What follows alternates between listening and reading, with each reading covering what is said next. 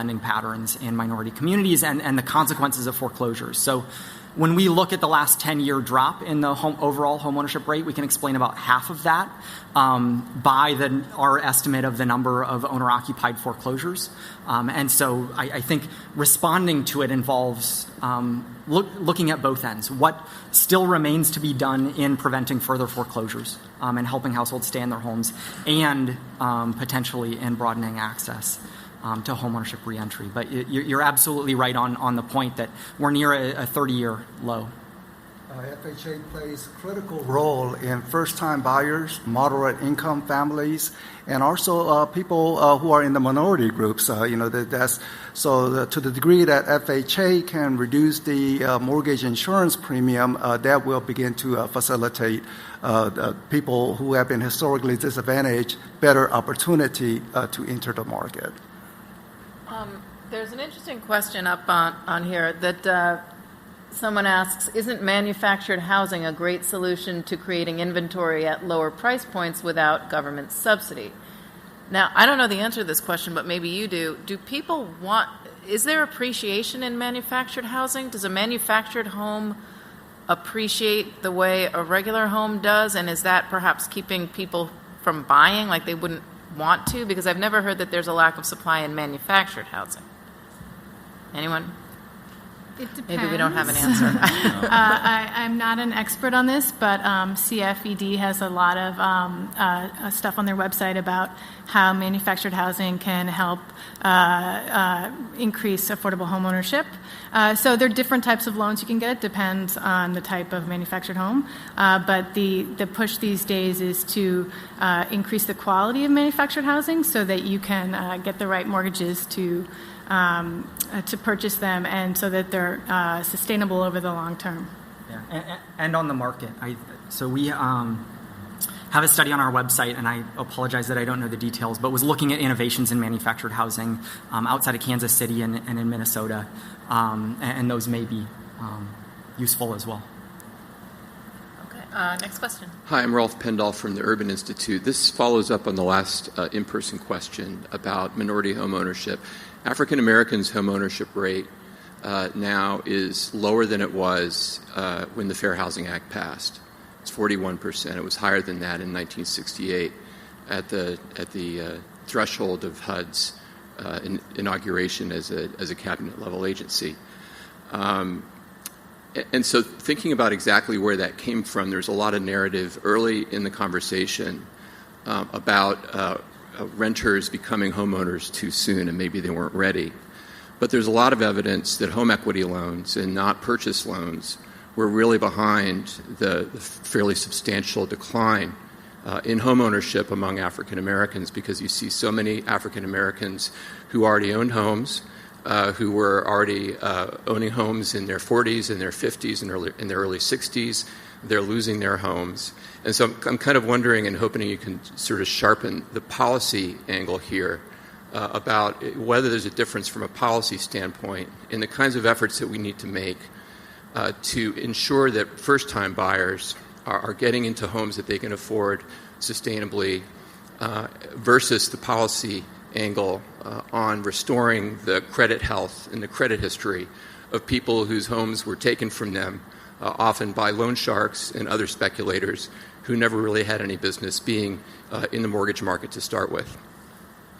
I think first is to assure that for entry-level homes that is available, because currently in the current environment with prices rising, fewer and fewer homes are at the affordable range. So we need to ensure that there is some incentive for the home builders to build starter homes, more affordable homes. Does that require a certain public-private partnership? If one looks at, say, back in the last time where household formation really shrunk, that is to say people lived with parents and suddenly began to blossom out, that was during right after the Great Depression. There was a war, and that once the GIs returned home, they wanted to form their own household. Yet there was not enough housing available. And suddenly, just rapid increase in housing construction at that time. Now, it would be worth a PhD dissertation topic. Why was that housing construction able to increase so fast during that time, and why not today? What are some barriers that's holding back the builders? But the key is to have the affordable homes, because we cannot have first-time buyers trying to overstretch their budget just trying to afford. But if we have more affordable homes being built, that will clearly help on the supply. Well, I just want to thank you, Rolf, for your work on this with Alana as well. I think that what you guys have been able to demonstrate at the Urban Institute is that it's so market-specific and neighborhood-specific. These are obviously the micro-neighborhoods where we see the highest concentration of the impacts of the foreclosure crisis, and they are almost exclusively neighborhoods of color. So it's a huge concern, but I think making sure that the products meet the needs of those markets is key. And I was referring before to products that allow for purchasing homes that need repair. I think that's one way you could target resources in certain geographies with either reduced interest rates or added benefits to increase the homeownership rate in very specific neighborhoods. But I think getting down to that micro level and looking at the needs by neighborhoods is one of the ways in which you can achieve that policy focus. I'd like to go back and talk about the value of housing counseling. And so the National Association of Realtors and the Mortgage Bankers Association and the housing counseling industry seem to be coming together to push the value proposition. But how do we engage the Dianas of the world who are being sold on corporate counseling to push product as opposed to getting housing counseling that is non-biased or unbiased? So how do we do that? How do we get that message out much louder and clearer, working with everybody at the table? Thanks. I guess we will have to talk up more on the importance of housing counseling, because all the empirical evidence shows the very cost-effective, is a very low cost in the greater scheme of things in turning people to become successful homeowners. And just to add to that a little bit, there's substantial variation in the kinds of curricula that are out there, and that reflects the extent of heterogeneity across borrowers. And so, for some households, they may be able to find what they need on a lender's website. They may be able to find what they need by Googling things. What we focus on in this study, and what's the core of HUD counseling agencies, is more intensive education and counseling sessions that include things like identifying down payment assistance sources, referrals to potential match savings accounts, other loan products. And so I think, I'm not familiar with every potential education source that's out there, but I would say when I'm speaking about housing counseling, at least I'm talking about counseling that's consistent with the national industry standards, which is a relatively more intensive product. Yes, hi, my name is Daniela Pierre. I'm from South Florida. And my question is, Fannie Mae recently passed some new policies to help millennials that have high debt-to-income ratio afford a mortgage. From your experience, are the lenders being receptive to that new practice? And do you see that as a way for millennials to break into the mortgages? And just to explain, that had to do with student loan debt. Correct. Well, so. Right. I think a couple things going on here. So one, some of the feedback that we've heard from the lenders is that the uptake has been slow. I don't really know why that might be, sort of given the opportunities that have been presented. I think you might have the inventory issues obviously is one of the biggest ones. Maybe there's some kind of stigma attached. I don't know. But on the other side of that is also underwriting to student loan debt. I mean, that's been tricky because it depends on the type of repayment and the potential for debt forgiveness. So I think there is still a lot of sort of soul searching that's being done right now to try to underwrite accurately, to holders of student loan debt. Does that make sense? Yeah. There's some new products being rolled out on the state level also that look at the impact of student loans on new mortgages. So Maryland has a program called Earned It, and the state of New York is also trying to increase the down payment assistance for folks that have a recent graduate degree. So I think there's beginning to be movement in the field in terms of innovating new products that can accommodate the fact that there are so many folks that have a very high student debt burden. There's an interesting question from the Twitter that says, the only way out is to build.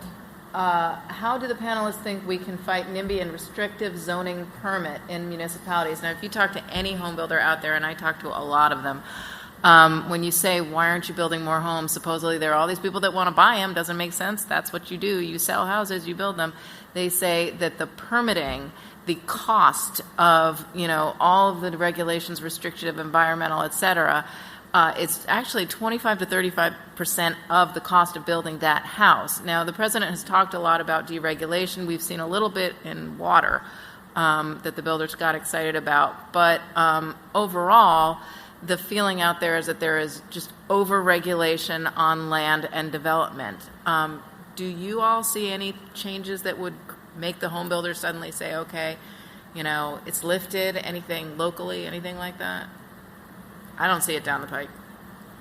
Well, in some markets, first, NIMBYism is a very strong force where people who are existing owners do not want to change the character of the neighborhood, which they believe that new supply may bring.